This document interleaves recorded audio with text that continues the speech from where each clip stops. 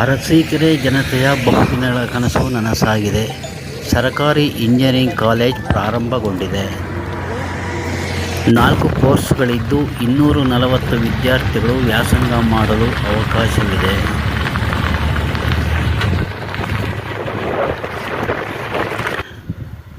ಈಗಾಗಲೇ 230 ವಿದ್ಯಾರ್ಥಿಗಳು ದಾಖಲಾಗಿದ್ದಾರೆ.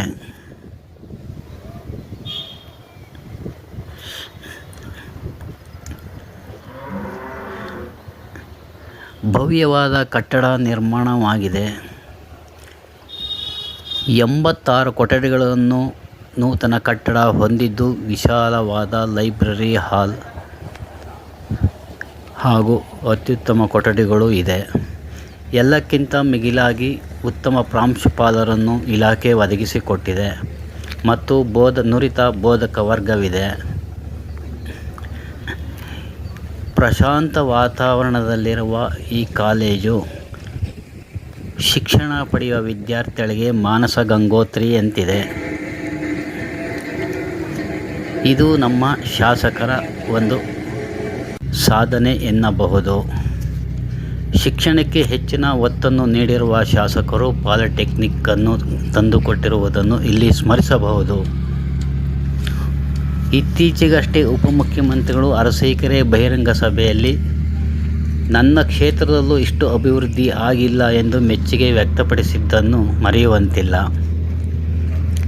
ಈ ಕಾಲೇಜಿಗೆ ಕಂಪ್ಯೂಟರ್ ಕೊರತೆ ಇದೆ. ರಸ್ತೆಗೆ ಕಾಂಕ್ರೀಟ್ ಕಾಣಬೇಕಿದೆ. ಮಹಿಳೆಯರ ವಿದ್ಯಾರ್ಥಿ ನಿಲಯ ಇನ್ನೂ ಕೆಲಸ ನಡೆಯುತ್ತಿದೆ. ಇದು ತುರ್ತಾಗಿ ಆಗಬೇಕು. ಮಂದಗತಿಯಲ್ಲಿ ಸಾಗುತ್ತಿದೆ. ಶಾಸಕರು ಇತ್ತ ಗಮನ ಕೊಡುವ ಅಗತ್ಯ ಇದೆ.